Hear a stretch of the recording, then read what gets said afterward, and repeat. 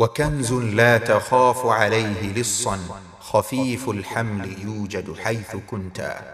بسم الله الرحمن الرحيم. الحمد لله والصلاة والسلام على رسوله صلوات الله وسلامه عليه. يقول المؤلف رحمه الله تعالى: أنا سيما متونزا كتاب chetu cha الأربعون النووية الحديث السابع عشر، حديثي ya 17, hadithi ambayo inafahamisha arifqu bil hayawani, kuwa na huruma na wanyama, lakini sio wanyama tu bali kuwa na huruma na kila kitu katika maisha yetu. Hadithi hii imepokelewa na Abi Ya'la Shaddad ibn Ausi radiyallahu ta'ala anhu an Rasulillahi sallallahu alayhi wa sallam qala: inna Allaha kataba al-ihsana ala kulli shay, fa idha qataltum fa ahsinu al-qitla wa idha dhabhtum fa ahsinu adh-dhibha wal yuhidda ahadukum shafratahu wal yurih dhabihatahu. Rawahu Muslim. Mtume sallallahu alayhi wa sallam wanasema katika hadithi hii kwamba inna Allaha, hakika Allah subhanahu wa ta'ala, kataba al-ihsana ala kulli shay, ay awjaba al-ihsana ala kulli shay. Allah amefaradhisha na kufanya wajibu kufanya ihsani katika kila kitu. Allah amemtaka Muislamu awe na ihsani katika kila kitu katika maisha yake, na akatoa mifano tofauti tofauti katika hadithi hii. Kwa hiyo al-ihsan yakunu baina al-abdi wa baina rabbih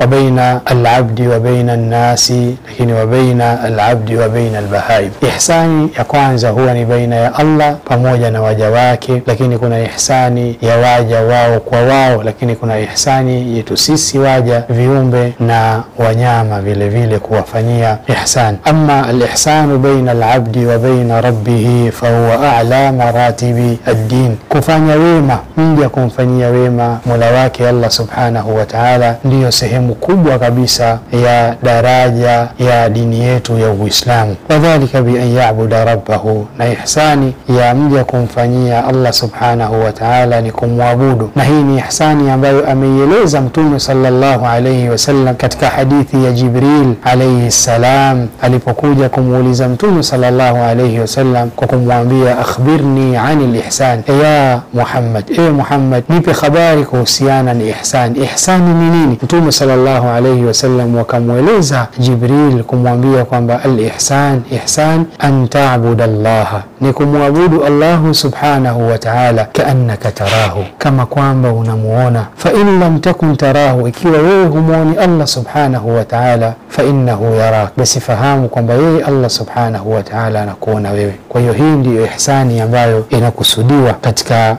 hadithi yetu awali, na ndiyo ihsani kubwa kabisa mja kumfanyia ihsani Allah subhanahu wa ta'ala. Lakini sio hivyo tu, al-ihsan baina al-abdi wa baina an-nas, mtu kufanyia ihsani, kuwafanyia ihsani watu, lakini pia binadamu kuwafanyia ihsani wanyama. Mtume sallallahu alayhi wasallam amesema ihsani Allah ameiwajibisha, ameifaradhisha watu washikamane nayo katika mambo yao yote, na akatoa mifano kwa kusema fa idha qataltum, pindi mtakapoua. Manake binadamu unapoua, imma biqisas au bihaddin min hududillah, imma kwa kulipiziwa mtu qisas akahitajika naye auawe, au kwa kutekelezwa haddi, hukumu miongoni mwa hukumu za Allah subhanahu wa ta'ala. Basi fa idha istahaqqa ahadun minan nasi alqatla, anapotakiwa mtu kuuawa biqisasin, kwa kulipiziwa qisas au kwa kufanywa haddi, fa innahu yuhsinu ilayhi fi qatlihi, hufanyiwa ihsani wakati wa kumuua kwake. Mnatakiwa mumuue kwa kumfanyia ihsani, msimwadhibu na wala msitumie kifaa ambacho kitamletea yeye maumivu. Kwa hiyo hata kama mtu amefanya kosa au kafiri, mnataka kumuua kwa sababu ya ukafiri wake, basi lazima mfanye ihsani katika kule kutekeleza amaliyatul qatli, kile kitendo cha kumuua yeye. Lakini vile vile Mtume anaendelea kusema wa idha dhabhtum, na pindi mnapotaka kuchinja, mnapochinja fa ahsinu adh-dhibha, chinjeni vizuri, fanyeni ihsani katika kuchinja, fanyeni wema katika kuchinja kwenu. Tunafahamu sisi Waislamu kwamba tumehalalishiwa kula wanyama mbalimbali. Kwa hiyo tunapotaka kumchinja mnyama, basi tuhakikishe tunamchinja katika hali nzuri, isiwe mtu hajui, hana elimu ya kuchinja, akawa anachukua sehemu ya mafunzo kuwachinja wanyama kwa kuadhibu. Hii haitakiwi katika sheria ya Uislamu. Uislamu ni dini ya huruma, Uislamu ni dini ya rahma, ya wema. Fala yadhbahu illa man yutqinu dhabha, hatakiwi hafai kuchinja isipokuwa yule mwenye elimu ya kuchinja. Na vile vile Mtume sallallahu alayhi wasallam anasema wa liyuhidda ahadukum shafratahu, na akitie makali mmoja wenu kile kifaa chake anachokitumia. Kama unataka kuua binadamu kwa kulimlipizia kisasi, basi tumia upanga ambao umeandaliwa vizuri makali yake, lakini kama unataka utumie kisu, basi kiandae vizuri makali yake. Mtume anasema wa liyuhidda ahadukum shafratahu, afanye vizuri, akiandae mmoja wenu kwa kukitia makali kile kifaa chake anachokitumia,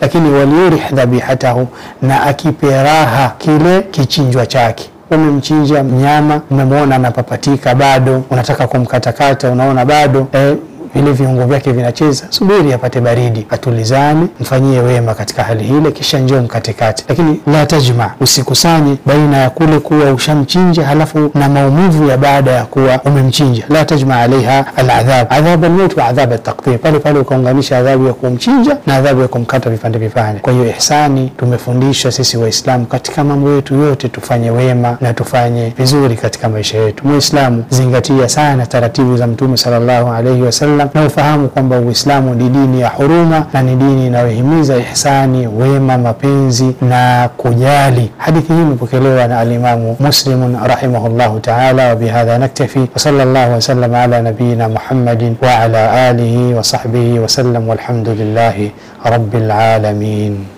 وكنز لا تخاف عليه لصا خفيف الحمل يوجد حيث كنت.